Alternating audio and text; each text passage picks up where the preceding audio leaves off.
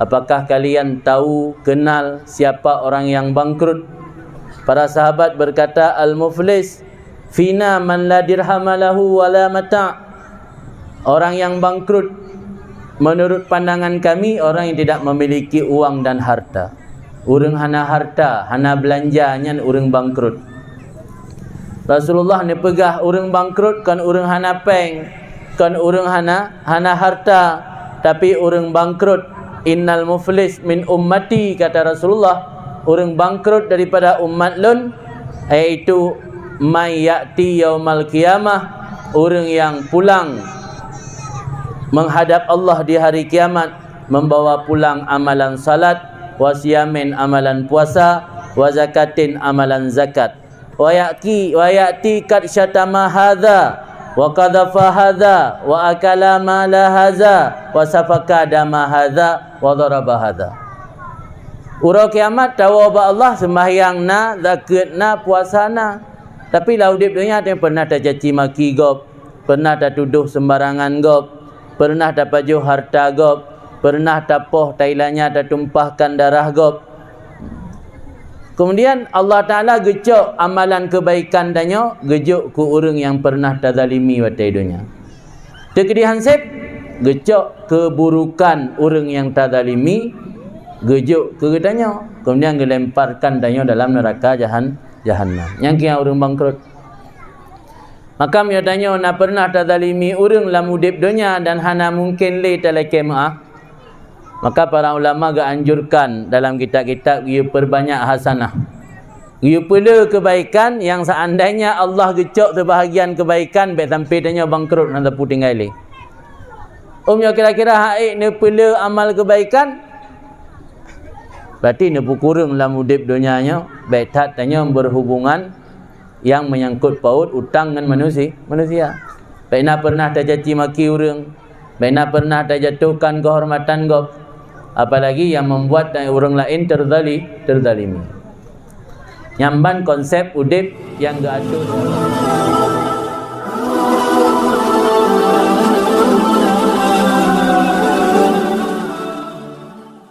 Dalam agama tanya, kadang-kadang kali ditentukan oleh Allah musim-musim kebaikan.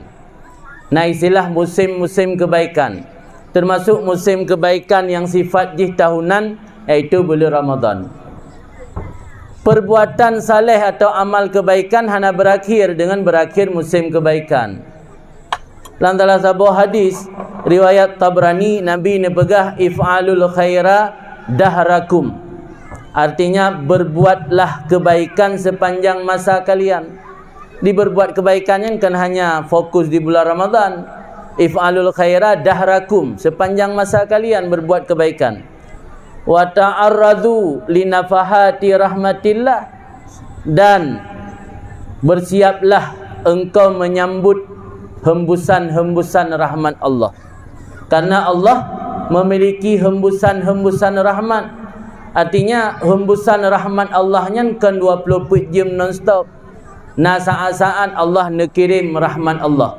Kesal merumpak hembusan rahmat tersebut, yusibu biha may yasha' min ibadih, akan kenang hembusan rahmat siapa yang Allah kehendak daripada hambanya. Maka karena rahmat Allahnya nah hembusan-hembusan, maka kitanya giyu perbanyak amal kebaikan. Mesti lagi bab malam Jumaat, hura Jumaat, menjelang maghrib, leh maghrib, menjelang subuh, leh subuh, yang saat-saat nafahatu rahmatillah luar biasa le. Saat-saat hembusan-hembusan rahmat Allah cukup le. Walau Ramadan ka berakhir, tapi kitanya mentang mungkin taraih rahmat Allah tersebut pada saat-saat Allah nehembus rahmat-rahmat Allah pada wate-wate tertentu dan wate-wate fadilah. Maka dalam Ihya ni pegah li Mughazali, telah sabuh tanda siro hamba kagak berpaling li Allah daripada rahmat Allah terhadap hambanya. Allah sibukkan hamba tersebut pada wate-wate fadilah. Gimana makna Allah sibukkan wate-wate fadilah? Saat-saat wate fadilah, contoh malam Jumaat, contoh lam tu bulan Dhul Hijjah 10 awal Dhul Hijjah atau bulan Rajab, malam nisfu Sya'ban, malam Urau Raya, nyan malam-malam yang nafahatu rahmatillah luar biasa.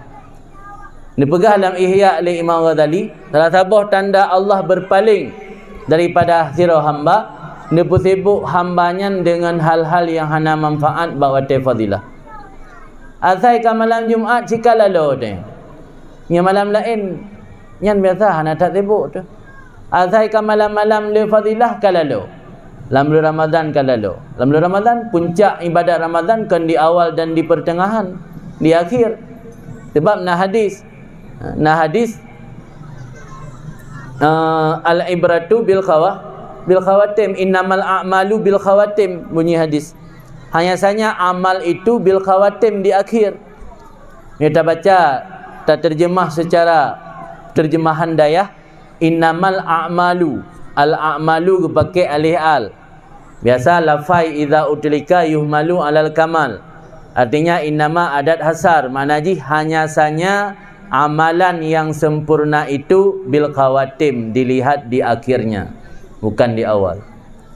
Ini puncak daripada ibadat Ramadan di akhir. Tapi justru di akhir orang lalu.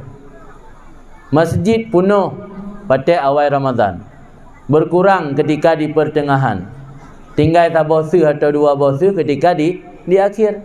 Padahal puncak dari ibadat Ramadan di akhir. Innamal a'mal bil khawatim. Khawatim khatimah je hiakalan kan awal. Maka karena khatimah yang kekalan, seharusnya tanya tak pacu ibadat Ramadan nanya justru ketika menjelang ibadat Ramadan berakhir kan ba awal. Nya akibat kadang-kadang kurang mengerti atau hana ilmu atau hana mufhum atau hana sopingan letat atau, maka kita tengok kadang-kadang semangat berkurang ketika menjelang Ramadan berakhir, apalagi Ramadan menyokah analika berakhir. Maka kunci daripada meningkatkan ibadat di luar Ramadan atau pasca Ramadan, mengingatkan kembali bahawa hembusan rahmat Allah tersebut ada waktu-waktu dan musim-musim tertentu. Dan dengan memperbanyak amal-amal kebaikan pada saat-saat musim-musim rahmat, yang ke salah satu kunci untuk meraih kebaikan-kebaikan yang ada dalam Ramadan.